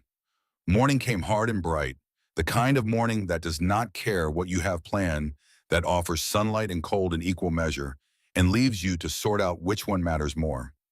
Cora, dressed in the dark cotton dress she had pressed the night before, her hair pinned tight, her boots cleaned of mud. She looked like exactly what she was, a woman who had walked through fire and was still standing. Everett appeared from the house in a clean shirt with his collar scrubbed and his spectacles polished. He had trimmed the beard that had grown in over the winter and combed his hair, and the effect was startling. The man who had stepped off the stagecoach in soft Eastern boots and a wrinkled suit was still there, but layered over him was someone else. Someone sun-browned and lean from months of labor. Someone who stood differently. Someone whose hands had learned to grip. They loaded into the wagon. Cora drove. Briar and Wren sat in the back. Briar wore the dress she hated, and her expression said she intended to make someone pay for the inconvenience. Wren had braided her own hair and tied it with the ribbon from their mother's sewing box. Burl Fenton met them at the edge of the trail. He was riding his own horse wearing a coat that had been brushed clean and a hat that might have been new. His face was freshly shaved and pink from the razor. Cora looked at him. "You do not have to do this." Burl shifted in his saddle. He was not a man comfortable with gestures or speeches, and what he said came out rough, like words dragged over gravel. "I have watched that boy of yours chop wood until his hands were raw, and then pick up the axe the next morning and start again. I have seen him stand in a blizzard holding wire. I have seen him sit at your kitchen table, teaching Wren to read every night like there was nowhere else on earth he would rather be. Those are not the actions of a man running a confidence game. If the court needs someone to say that, I will say it." Cora could not speak for a moment. She nodded. They rode to town together. A wagon, 2 horses, and 5 people who had nothing in common except the belief that the truth spoken clearly and without flinching might be enough to defeat the money and the lies and the law arrayed against them. The courthouse at Copper Bluff was the most official building in the valley. A 2-story frame structure with a flagpole and a bell, and a courtroom on the second floor that smelled of wood polish and old paper.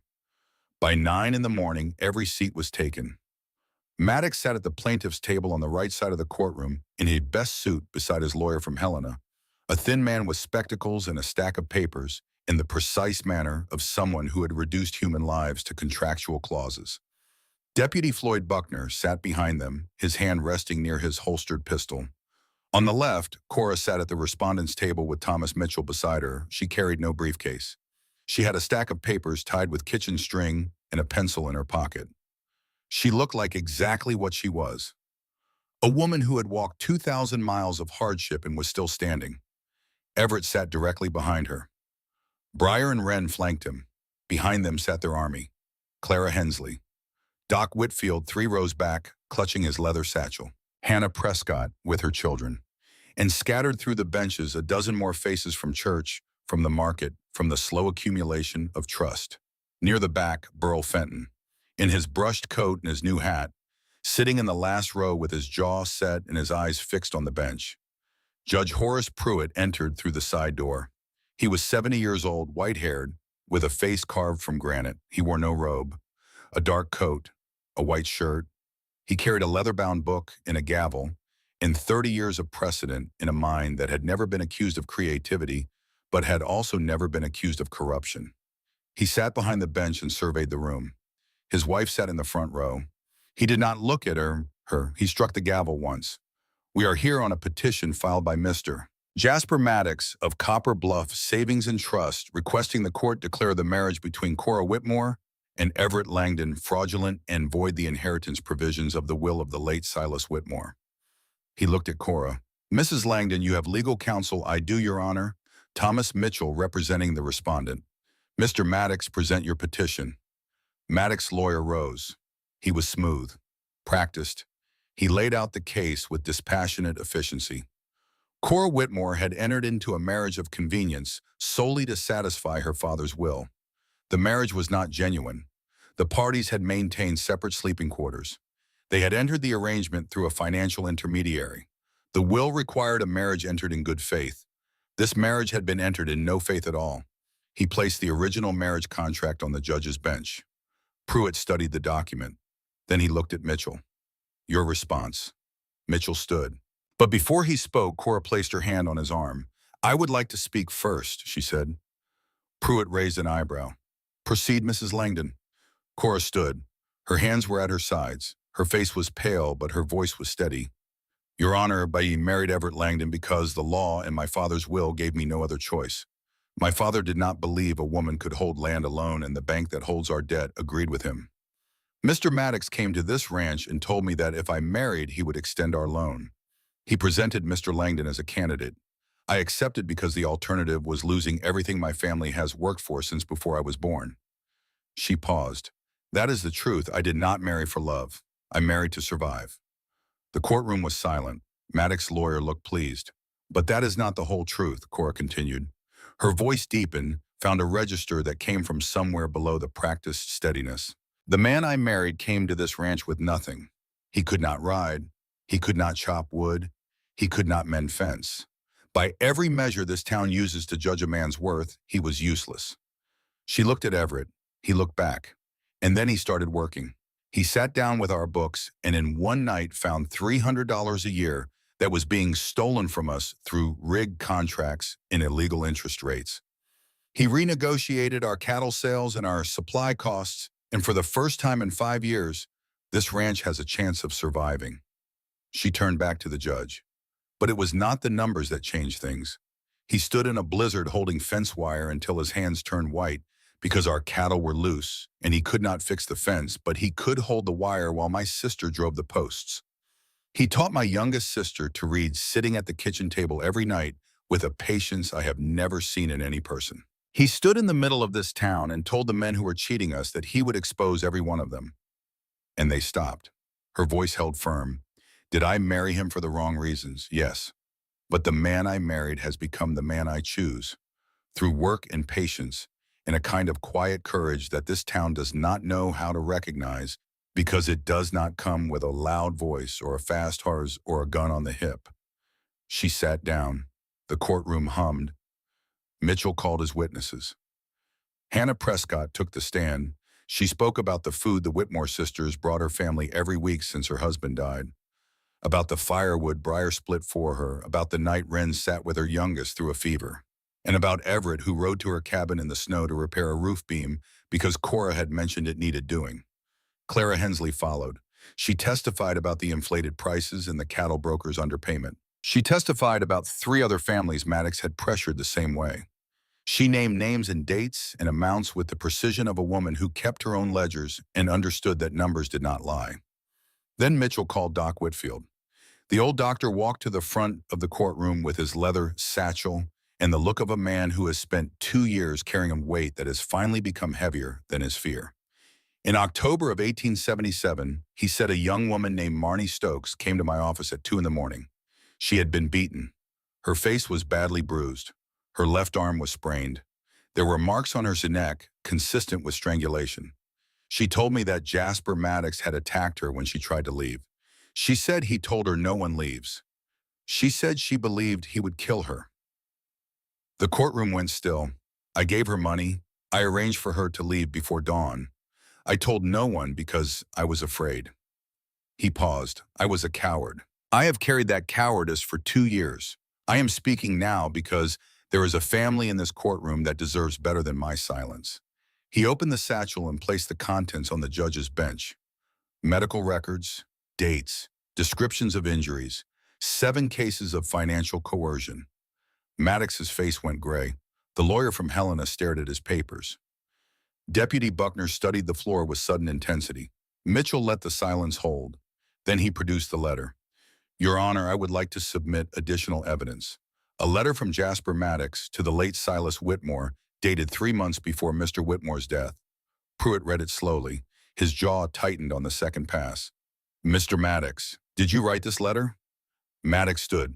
That letter was a routine business communication. A communication in which you threatened to foreclose on a dying man's ranch if he refused to sell at 1/4 of market value, Mitchell said. That is a mischaracterization. Mitchell turned to the judge. Your Honor, this letter establishes a clear pattern. Mr. Maddox wanted the Whitmore land. Silas Whitmore refused to sell. When Mr. Whitmore died, Mr. Maddox manipulated the will's marriage provision to create a situation he could later challenge. He facilitated a marriage he expected to fail, knowing that when it did, he could petition the court to void the will and foreclose. Mitchell placed 3 more documents on the bench. Loan documents showing interest rates 40% above the territorial legal maximum. The hidden clause stipulating the debt doubles if the marriage dissolves within 5 years. And a summary of 3 additional cases where Maddox employed identical tactics. Mr. Maddox did not facilitate this marriage as a service to the community. He engineered it as a weapon. He set these people up to fail. He is the fraudulent party. The courtroom erupted. Pruitt hammered his gavel 3 times. Mr. Maddox, the judge said, do you wish to respond? Maddox's lawyer started to rise, but Maddox put a hand on his arm. He stood himself. The mask was back in place, the pleasant smile, the reasonable voice. Your Honor, this is nothing more than a coordinated attack by people who owe my bank money. Pruitt looked at him with the patience of a judge who has heard every kind of lie and has learned to wait for truth the way stone waits for water. Is there anyone else who wishes to speak? The judge asked the courtroom. A chair scraped in the back row. Burl Fenton stood. He walked to the front of the courtroom the way he walked everywhere, slowly, deliberately, like a man who has arrived at a decision through a process so thorough that hurrying would be an insult to the thinking already done. Your Honor, he said. His voice was rough. I am Burl Fenton. I have ranched the property north of the Whitmore land for 31 years. I knew Silas Whitmore. I knew his wife. I have known those three girls since they were born. He paused, looked at his hat, looked at the judge. When Silas died and the girls put out that advertisement for a husband, I thought they had lost their minds. When that young man showed up at the stagecoach depot looking like a stiff wind would knock him over, I thought we were all done for. I said it too. Said those girls were crazy to trust a man who could not tell which end of a cow was which. He looked at Everett. The old man's eyes were bright. I was wrong. I have watched that boy chop wood until his hands were raw meat and then pick up the axe the next morning and start again. I have watched him stand in a blizzard holding wire for 3 hours because the fence was down and he did not know how to drive post, but he knew how to hold on and refuse to let go. I have watched him sit at a kitchen table every night teaching little Wren to read patient as a saint like there was nowhere else on God's green earth he would rather be. He looked toward Cora, and I have seen Cora Whitmore look at that man, the way a woman looks when she has carried everything alone for so long that when someone finally stands beside her and says, "Let me help," she does not know whether to cry or to keep standing. So she keeps standing, because that is what Cora Whitmore does. He turned to the judge. If that is not a real marriage, then I do not know what a real marriage is. And I have been married to the same woman for 34 years, so I believe I am qualified to recognize one. He put his hat back on and walked to his seat and sat down and stared straight ahead. In the front row, Orla Pruitt's face had changed. The satisfaction was gone. In its place was something that might have been doubt or might have been the first crack in a certainty she had held for so long she had mistaken it for truth. Judge Pruitt sat still for a long time. He looked at the papers spread before him. The contract, the letters, the affidavit, the loan documents, the medical records. He looked at Maddox, he looked at Cora, he looked at Everett. He picked up the gavel. I have heard sufficient testimony, he said, on the matter of the marriage between Cora Whitmore and Everett Langdon. The court finds that while the marriage was entered into under unusual circumstances, substantial evidence demonstrates that it has become a genuine union. The testimony of community members, the respondents' own statements, and the clear bond between the parties all support the conclusion that this marriage is real and entered in good faith. The petition to void the marriage is denied. The inheritance provisions of Silas Whitmore's will remain in effect. The land belongs to Mrs. Langdon. He paused. Furthermore, the evidence regarding Mr. Maddox's conduct raises serious concerns. The usurious lending practices, the manipulation of property transactions, the testimony regarding Marnie Stokes. These matters warrant investigation by the Territorial Prosecutor's Office. Mr. Maddox is remanded to the custody of the court pending that investigation. Deputy Buckner is suspended from duty effective immediately. He paused again and his eyes settled on the loan documents spread before him. Additionally, given the documented evidence of usurious interest rates exceeding territorial limits by 40% and the fraudulent structuring of debt instruments with hidden punitive clauses, the court refers the Whitmore loan in its entirety for formal review. The outstanding debt is hereby suspended pending the territorial investigation. No payments shall be collected and no foreclosure proceedings initiated until the review is complete. Two ranchers who had been sworn in that morning as temporary deputies moved toward Maddox. He stood. The smooth face was gone. What remained was the raw expression of a man who has been undone by someone he considered beneath his notice. They let him out. The door closed. The courtroom exhaled. Pruitt set down his gavel. Build something good with that land. You have earned it. The courtroom emptied slowly. People filed past Cora with nods and murmurs, the small gestures that carry more weight than speeches, because they come without rehearsal. Women who had whispered about her now looked at her with something different in their eyes. Orla Pruitt swept past without a glance, her back rigid, her jaw set. But others lingered. Others spoke. Clara Hensley reached Cora first, wrapped her arms around her and held on and said nothing because there was nothing to say that the holding did not say better. Hannah Prescott took Cora's hand. You carried us. Now you let us carry you. Doc Whitfield was the last. He stood by the courtroom door with his satchel and his face looking older but lighter, the face of a man who has set down a weight he carried too long and can feel the blood returning. You were brave, Cora told him. He shook his head. You were brave. I was only late. He squeezed her hand. Take care of that family, Mrs. Langdon. Every last one of them. Outside, the air was cold and sharp, and the sky was woody and blue, and the mountains stood against it like walls built to hold back everything that did not belong. Briar stood on the courthouse steps with her arms crossed and her red hair bright in the winter sun. We won, she said. We won. Wren said beside her, and the tears spilled over, and she did not wipe them away because they were the good kind. They loaded into the wagon. Cora drove. Briar and Wren sat in the back with their legs hanging over the tailgate. Everett sat beside Cora on the bench with the reins between them and the road stretching ahead through the cottonwoods where the first buds of spring were breaking on the bare branches. Halfway home, where the road passed through a stand of old-growth cottonwoods and the creek ran beside it with the particular music of water freed from ice, Cora pulled the wagon to a stop. Everett looked at her. Why are we stopping? She set the brake, wrapped the reins, turned to face him. In the courtroom, she said, I told the judge that I chose you. That was true. But I did not say all of it because there were people watching, and I have spent my entire life being strong in front of people, and I did not know how to be something else. She paused. The wind moved through the cottonwoods. I want to say it now, without a courtroom, without an audience. Briar and Wren had gone still in the back, listening. I want to build a life with you, Everett Langdon. I want to watch this ranch grow under our hands.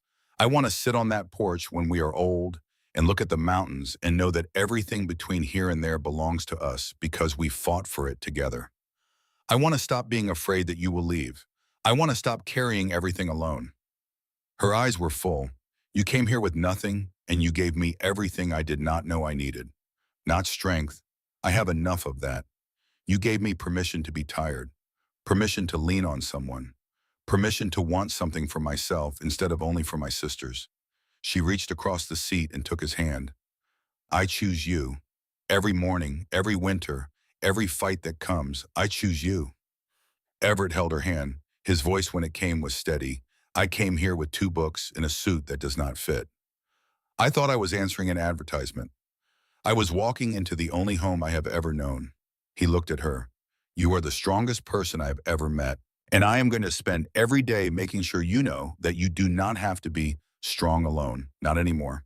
From the back of the wagon, Briar's voice rough and unsteady. Kiss her, you fool, before I lose my mind. Wren laughed through her tears. Cora laughed through hers. And Everett reached up and cupped her face in his hands, hands that were no longer soft hands, that had learned to grip and hold and carry, and he kissed her.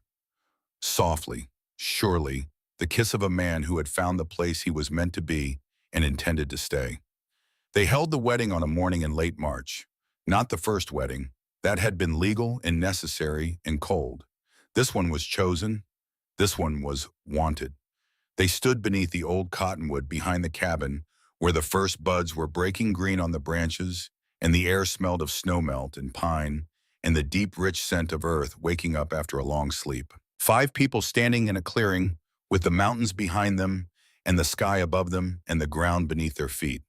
Clara Hensley stood to one side as witness, her eyes red, her jaw working against the emotion she was determined to control.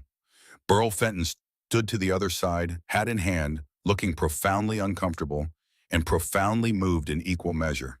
Briar and Wren stood together. Briar had her arms crossed, her eyes bright, biting the inside of her cheek in the way she did when she was feeling too much. Wren held a small bundle of dried wildflowers she had gathered from the creek bed, the first purple blooms of spring pressed between squares of paper and tied with a ribbon from their mother's sewing box. Cora took Everett's hands, rough hands now, both of them.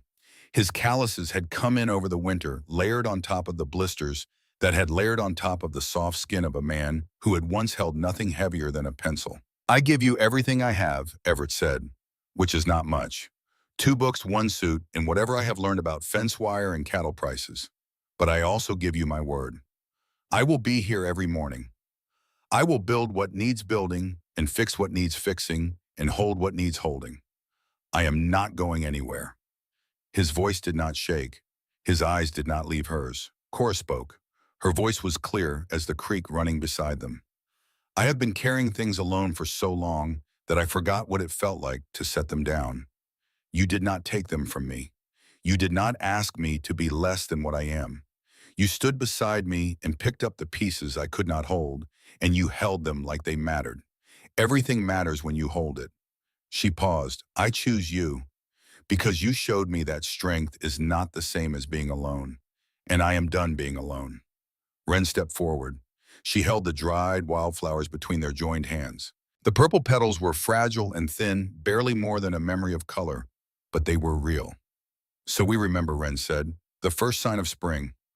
Cora and Everett knelt together and placed the flowers in a small hole they had dug at the base of the cottonwood. They covered them with earth and pressed the soil flat with their palms side by side, and when they stood, something had been planted that was more than a flower. A marker. A beginning. Burl Fenton cleared his throat. It was a sound like a rusted gate opening. "Well," he said, "I guess that is that."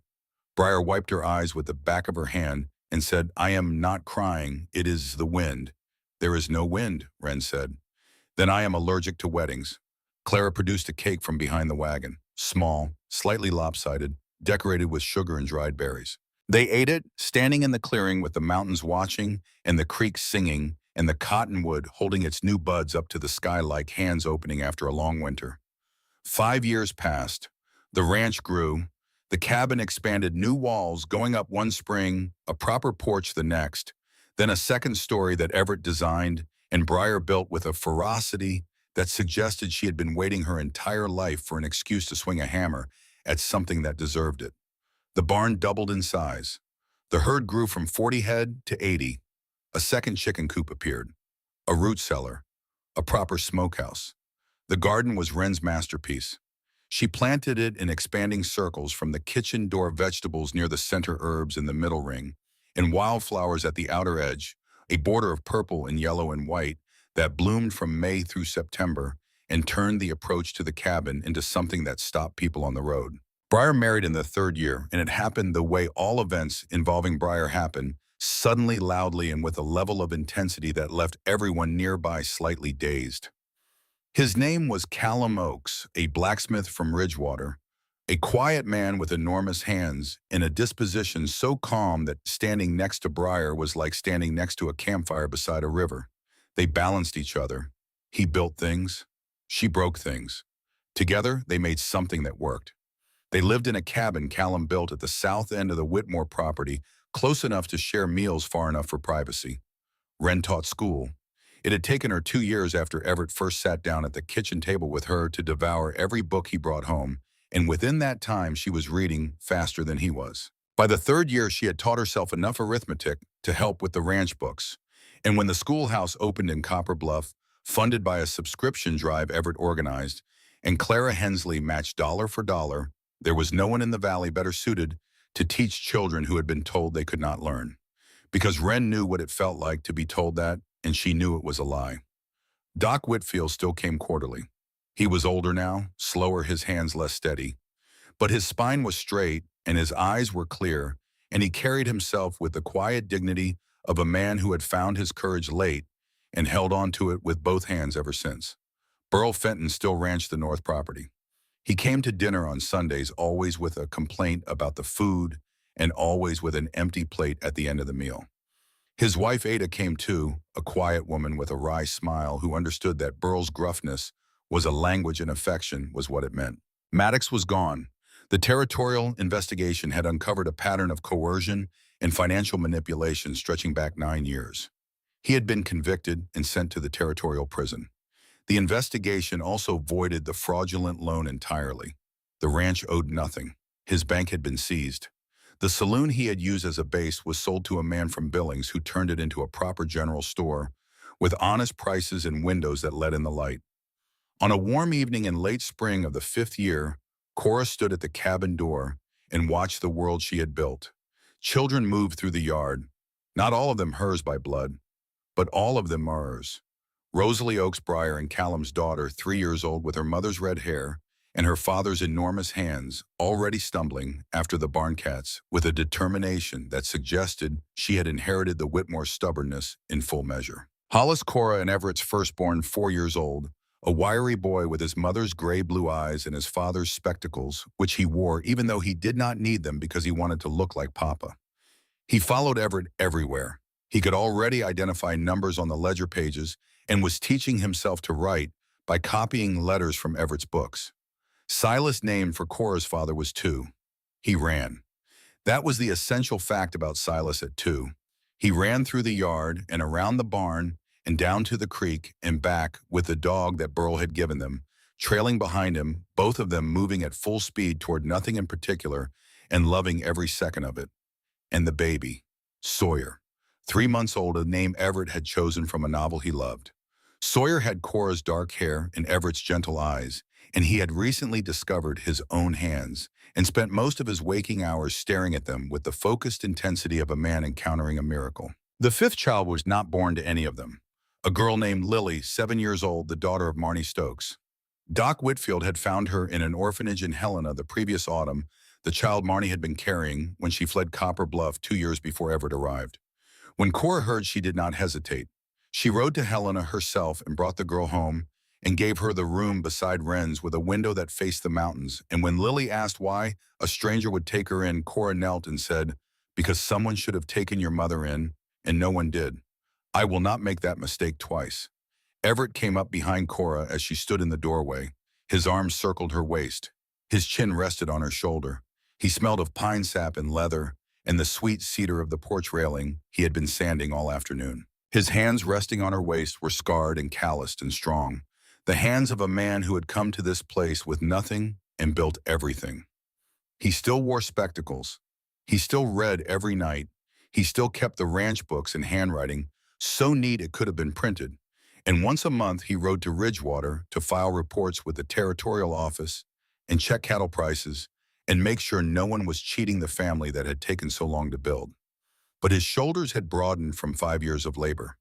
His face had been shaped by weather into something that held both the gentleness he had brought from the east and the strength the mountains had given him.